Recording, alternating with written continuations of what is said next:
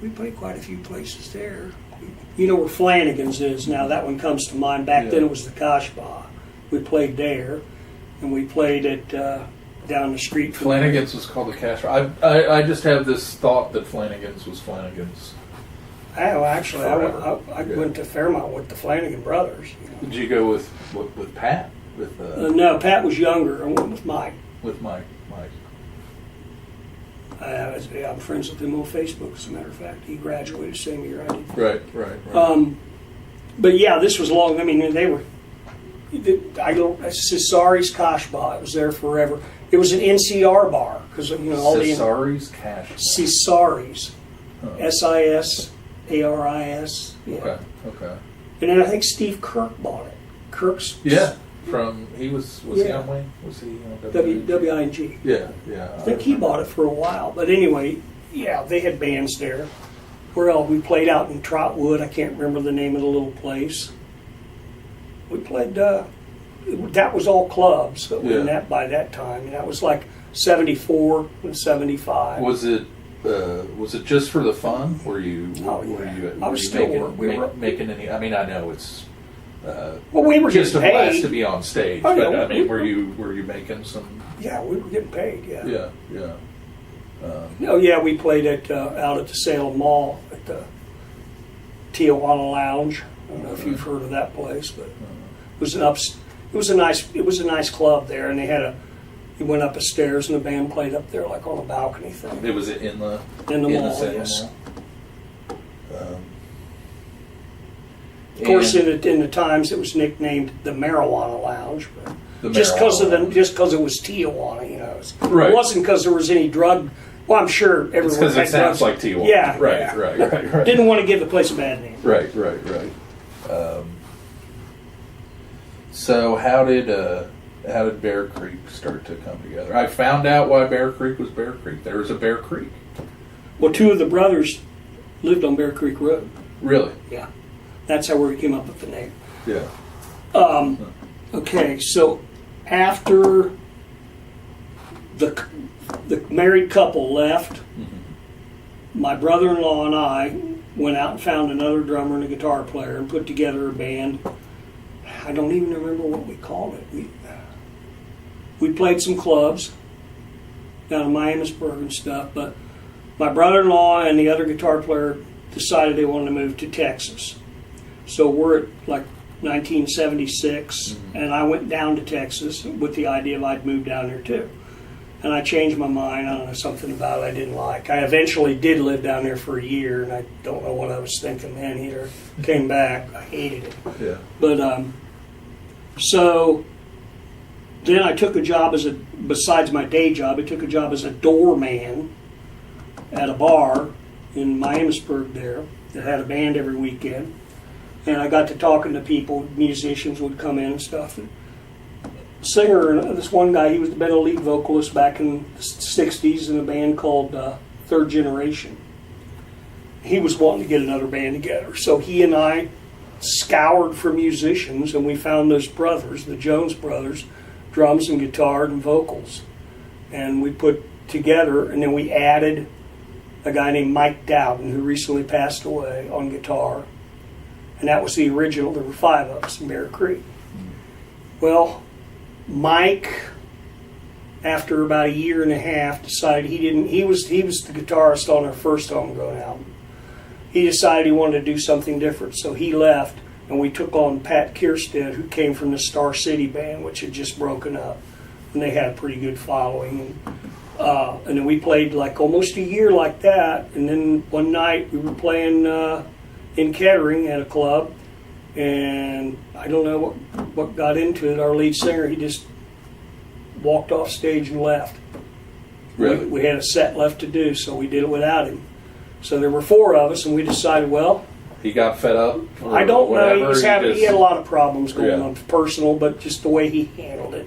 Yeah. He never played with us again. So we went on from there, and we had just some pretty lean times because we had to relearn everything. Yeah. And we added a keyboard player, and that went great. And he was your singer? No, we were all singers anyway. You were all singers. Yeah, Okay. but it was just the arrangement and the material. You do this, it all that Right. all fell Changes the apart. We had to whole- redo it. Right. Yeah, and that band went real big. I mean, we were together a long time, but we made a lot of money. Well, that's what I was going to ask. When did you really start taking off with them? About 1980. Was it just word of mouth from playing locally around here? That's how it all started. Yeah, we really didn't have an agent at that time, but we worked solid. We hardly ever had any time off. Right. And I mean, we were playing 4 or 5 nights a week, and then later on, when we went on the road, it became 5, 6 nights a week. Right. I remember that, and that it's in a bio I wrote years back about the band. The month of December 1981, we played every night, including Christmas Eve Really? and Christmas. Yeah. And that's just playing around here. Some of it was earlier in the month on the road, and we came back to town and played here. Yeah, we did a lot of shows for WTUE, big outdoor things. Right. Of course, not in December, but Right. yeah, and we bought our own sound system, our own light system, big stuff, big concert stuff. you know. Yeah. And we bought a whole school bus because first time we went down to Tennessee to play, we lost our butt paying for the gas and the rental of the truck. Yeah. So we for like $850, we bought this old school bus. Right. Ripped the seats out of it, hauled us and all our stuff. Yeah, And yeah. yeah. And so you wrote your own music. When did you guys start We- writing original music? Real early, while we still had the lead singer. And it just progressed after that. After Right. we added Pat on guitar, he had a lot of songs he started penning. I don't write music. I just Yeah. play. You just- yeah. They'll say, "Here's how it goes," and I'll do my own thing. Yeah. Bass. So did you ever get like a big break, or was it just kind of like a circle that kept kind of expanding outward? Hey, we got to do some big shows, but it just you keep thinking we're going to make it someday, and you get so close, and then you just like after a while everybody got tired of each other, Yeah. When you go out on the road with there's like 6 guys, and Sure. you're living in 2 motel rooms, Looking at each other every day. or riding in the bus Right. looking at each other. Right. That got old, but yeah, we got to do some pretty neat shows, and played the big outdoor thing, opened it up for Black Oak, Arkansas, and then we played Hera a couple times, opened up for Grand Funk there, which that was a pretty cool show. Yeah. But that's as far as it went. Yeah. Did you have what was the biggest tour? I mean, did you? They weren't really tours. It was like we had an agent down. I don't know where he was. I think he was out of Virginia, and he had all these huge clubs down there, and he had like a circuit of bands that he would, Right. Yeah. So he was just. And then plus yeah. we had the stuff here because we played like at the She on a regular basis. Obadiah's a club. Obadiah's. A club out in Miamisburg called Flashbacks. Brandy's Water Wheel in Middletown. Those are all big clubs, and they would keep you. I think they played 4 nights a week at those. And then in the summer there was all the outdoor stuff. Did a lot of stuff at Island Park at the band shell. Remember one year in the 4th of July, I think they had 12 bands Really? all day long. I mean, from 10 o'clock in the morning till like 10 o'clock at night. Yeah. So during this period was music your career? Yeah, because I'd lost my job, I got laid off, and I didn't look for another job. I just Right. was playing. But you were making good money. Yeah, we were getting a salary. We made a business out of it. Yeah. Everybody got a salary. We had hired we had a sound man and a light man, and then we had a kid that tagged along just because he wanted to be on the road with the rock band. He was Right. fresh out of high school, and much to his parents' dismay, he took off with us. Right. Did you have a following? You have your groupies? Oh, well, yeah, we had a regular regional, people would come and hear us all the time, no matter where we play. Right. Within reason, but I remember playing in West Virginia and Knoxville, Tennessee, and seeing people from here come and see us. Right. Now, I don't know if if that was related to a trip they were taking, but Right, that was pretty right. cool. Yeah. They'd drive that far. Sure. So what would you say would be the high point of Bear Creek? Just like I just remember in the summer of 81 or 82, just this is what I'm doing. I'm loving life. It's living the dream. I'm playing rock music. I can sleep till 4 in the afternoon. Right. It's paying. I'm getting paid to do what I love. Right. Yeah. I mean, you can't beat it. Yeah. Yeah. So how did you ever do any recording?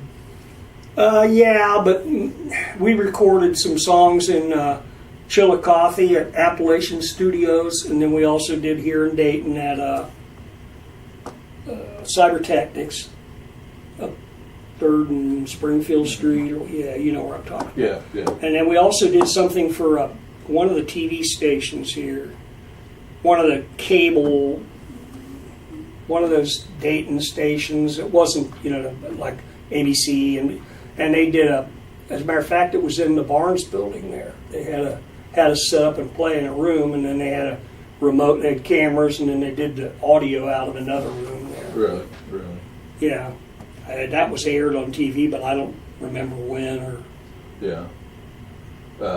So you just recorded some songs and... Yeah, we started doing that to submit for the homegrown to TUE. But that's where I was. Right. That's where I was going. How did the first homegrown album come about?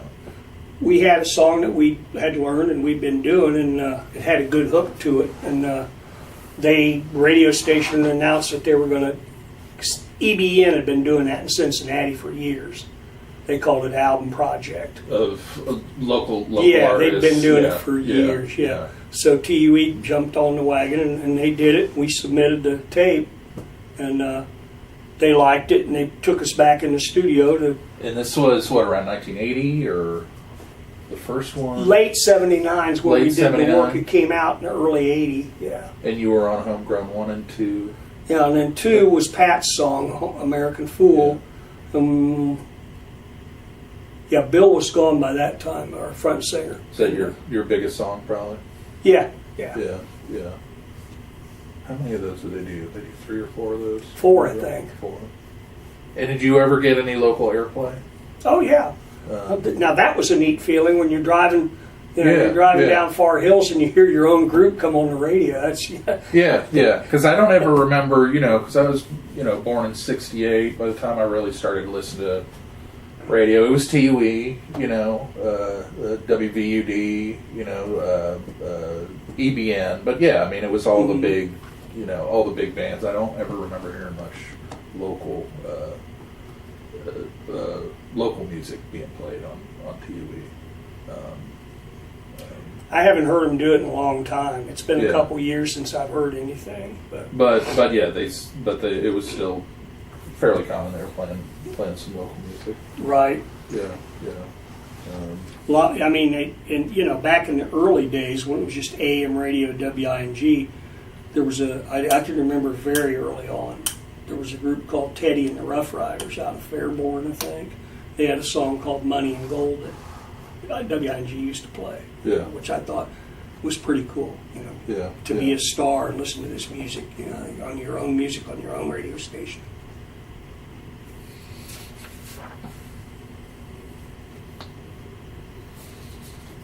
So it was 80, 83, 84, you said you guys kind of... We did our last gig Halloween of 83, and then the next summer they wanted us to do a show down at behind the Y and the river. They've got a stage out on the river. They played several bands, so we threw together an hour act and did that. Then we didn't do anything until 2000. We got together and rehearsed and did a hour-long show at Spring Fling on a Friday night at Market Square in Miamisburg. Really? Yeah, that was... Yeah, we had our old sound man and our old light man back. Our pyrotechnics and everything. Yeah. So when you kind of wound down in the 80s, did this kind of happen like, well, we're done? Or was it kind of... had you guys been kind of talking about it? I mean, did you just call it quits? We just kind of got burnt out. Yeah. So... And most of the guys most of the guys kept playing. I just really didn't. I'd go out and see them in their other bands, and Yeah. I'd get up and do a couple songs, but Yeah. you know.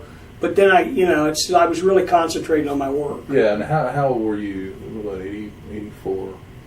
I was 35, 30. You're about 35. 30, yes, 30 something. So you concentrate on your woodworking and Yeah. and were you playing at all? Just at home. Just at home. Like I said, unless I went out to see them and I'd get up and do a song or two. So you didn't forget how to play bass? No, I always You- played you it at home. Kept, And I never got rid of my... that was the thing about playing bass. Bass 100 times more fun to play when you're playing with somebody. Exactly. You know? But you got to play by yourself before you can play with other people. Right. Play along to your favorite Yep. album or favorite songs. Or, Well, nowadays, if people got it made. You can go on the internet and learn bass tabs. You know, there's even a yeah. video. Right. Yeah. Well, I didn't have that luxury. Yeah. Yeah. I used to go and I'd get a list of songs I wanted to learn how to play, and Randy showed me how to play these. Yeah. So then 2000 came along, and you guys played, or you said you played this reunion show. Mm-hmm. Did you start getting? Was that just a one-off, or did We you talked about it and it never made it because everybody was working a regular job. We were just trying to be regular guys. Yeah. And then in 2006, they did some kind of a big deal down in Miamisburg, and they wanted us to get together to play. So we did a Thursday night in a bar. We did 2 sets in a bar down there, and then that Saturday we did a set at the old library park there for the Spring Fling, and that went over well. Right. And then we talked again about, and then we actually got together and rehearsed like in '09 for a while, and then that fell apart because somebody got in an argument. And, Right. So then when I retired, and one of the guitarists called me and he said, look, I'm playing acoustic guitar now and singing. He said, you want to play bass with me and do some singing? I thought, well, why not? So Yeah. then his brother, our drummer, Doug, he thought, well, I want to get in on that too. So we Right. did that. We rehearsed that for a summer, and then Greg, the guitar player, he got sole custody of his son, who he had. I don't want to discuss that right now. That's fine. It was a medical thing. It didn't have anything to do with, but it's not my business, so I'm not going to discuss it. Right. So that kind of fell apart, and then Doug said, hey, I played in this band back in the late 90s with this girl, and she's wanting to get something going again. And so we got together with Tina and Dirt Linville on guitar, which is another guy that Fran and I are trying to get to come to talk to you here. Because he's been Dirk? around. Well, his name's Phil, but that's his... Phil Linville or Yeah. Dirk? Yeah. Anyway, and so we formed a band, Quest. We're going strong right now. I played last Friday and Saturday, and we'll be at the phone booth the 19th. We play as much as they'll hire us. Yeah. That's CUEST. I saw you because my brother-in-law's band, the Elderly Brothers, were playing at Dog's Breath Tavern. It's now the phone booth. Now the phone booth. And I saw, and I happened to... You were there and saw us play? Or? No, I saw them, but I saw some flyers about you coming up, and then I think on Fran's Facebook page, Yeah. I heard her talking about the band. That's when I put it together with your band, and but you seem to be going strong. So here's me and Tina on stage. That's at the phone booth, I think. yeah, well, that's great. So you said now you're Quest. How long are you? You're playing as often as As often as they'll let us. they'll let you. Yeah. You playing every weekend? No, about twice a month. About twice a month. You said there's a couple bands. You're talking about Quest and the reunion for the Miamisburg. Yeah, Festival Quest is coming up. playing a Tuesday evening. Bear Creek is playing Thursday evening, and then we're playing I think we're playing at the Brick Tap and Tavern in Huber that Saturday night. It's a busy week. Yeah. So are you and Bear Creek rehearsing? Are you getting together and? We're just learning an hour show.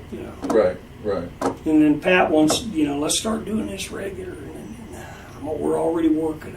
Already working hard enough. Everybody nowadays plays in more than one band so you can play all the time.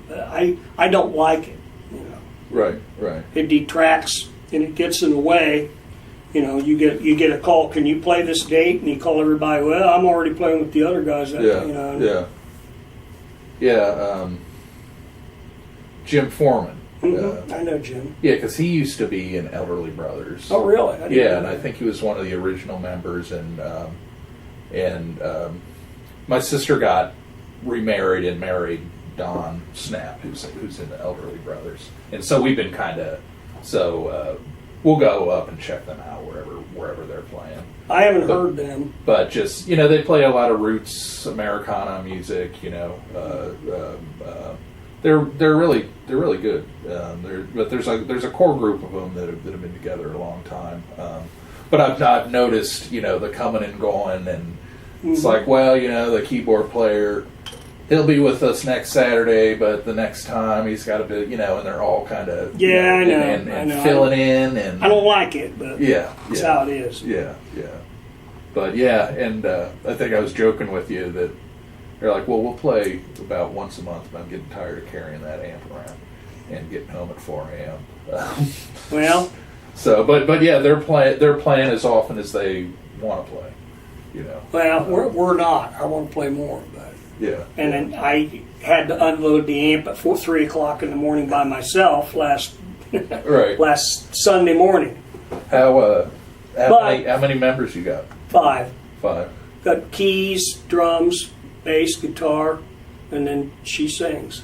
Do you do any original stuff or just no, cover not stuff? Yet. We may, but not yet. It's all covered. What are you playing? Oh my, everything. Everything. Yeah. We're doing some modern country. Okay. I mean, I refuse to play that old George Jones "Cry in Your Beer" stuff. Right. Right. Honky tonk. Yeah. But we do like Yearwood. Trisha Yearwood. Yeah, stuff like that. Yeah. And we do some novelty songs. I mean, I sing "Cover of the Rolling Stone," which is that gets everybody right. Good. That always goes over. Yeah. Stuff like, but I mean, we do Pat Benatar, we do Pink, do Lady Gaga. And then is it Tina? Yeah. Does she do all the singing? No, we all sing. Yeah. And then Jeff, our keyboard player, he's probably the best vocalist. Male vocalist. He does like a real killer job on that Walking in Memphis and stuff like that. Is there a venue you play at more than most? Request? Ziggy's Phone Booth, the Brick Tap and Tavern up in Huber. It's right. Trying to get into some other places. Do you feel like there's fewer places to play now? Oh, definitely, yeah. Now, I don't know if you know this, but the library, you know about that. That they're moving to the old They bought phone now. Because I'm walking distance from the old phone booth. Oh, really? Where do you live? We live off the street. We live on Robert Ann Drive, which is it's one street past Woodman. Okay. I know where it is. Yeah, if you're coming up like from the Green, towards Wilmington, just before you get to Woodman, it's on the right there. Yeah. The old Meadow Lawn Elementary School. It's a church now, but it was a catering school. Yeah. My wife, she grew up on Glen Heath, and we go to that Crestwood swim club up there. Isn't everybody in Kettering? Yeah, my daughter, she's a lifeguard there, and we're looking forward to the pool event, that's for sure. So,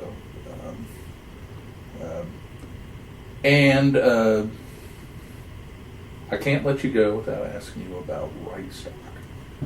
Did you play at Right Stop? I did not. You did not play. And I did not go. So You didn't go. I am not the guy. You're not the guy. I remember hearing about it. I don't know why I didn't, because that's when I was married to Fran, and we went to about anything that, music-wise, we went to all the stuff at Island Park. Before I played there, we used to go to concerts. Yeah. I don't know why we didn't go. Yeah, because that was a pretty big, that was a huge, and it's funny the way people remember things, but that was really a big promotional thing, to get They people should have kept having it. Yeah, they should have. The reason they didn't is that it became such a big, that student council basically sponsored it and lined up the bands, and it got to the point where all they were doing all year was playing in Right Stock, and they weren't able to do any other, student council activities or whatever.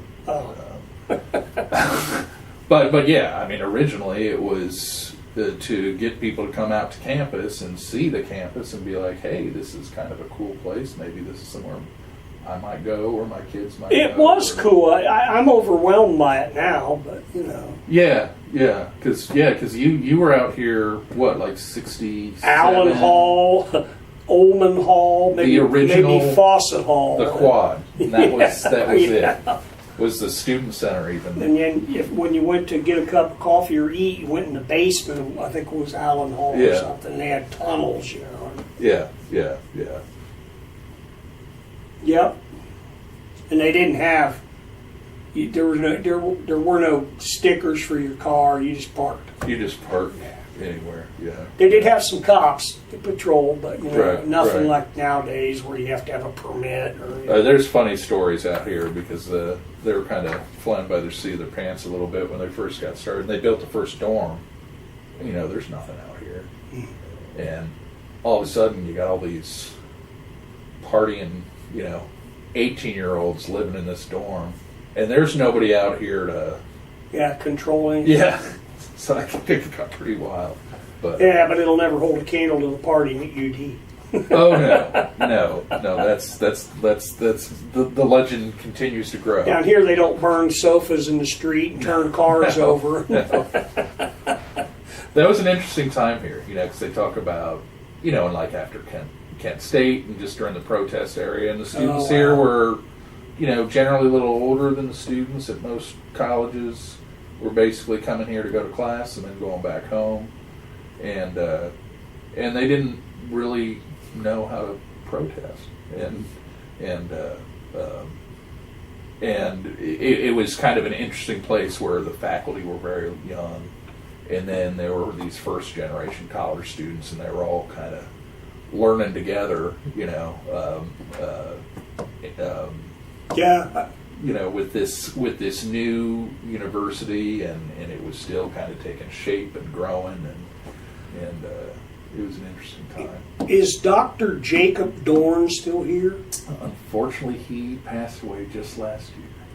Oh wow! He was when you said the young, because he was already had his doctorate. Yeah, and he had coal black hair. He was real slender and thin. Jake, he couldn't have been 25 years old. And I had him. That's what was funny. A lot of the faculty weren't that much older than some of the students. And he was kind of a fixture here, wasn't he? Because he retired just a few years before he passed away, and it was a big surprise. He was very active. He was traveling. Traveling all over the place. He was the. Other than being too young to pull it off, he was the image of the professor. He had the leather patches. He had the bent pipe. Right. It's like I'm like, wait a minute, what's wrong? Oh, he's not old. That's why it doesn't look right. Right. He looks like a kid pretending to be. Yeah. No, he was a good teacher. Yeah, because when I had him, it was in the 90s. I remember a book. Well, this was in the 60s. So he persevered. He had written a book called. I don't know, it may be out of print, and you probably never heard. Washington Gladden, Pioneer of the Social Gospel. Oh. You ever hear of it? I took a fundamentalism course from him. Yeah, that was his guy. Yeah. That was his first book. Right. And he talked about him in every class. Yeah. Yeah, I took like the American Religious Biography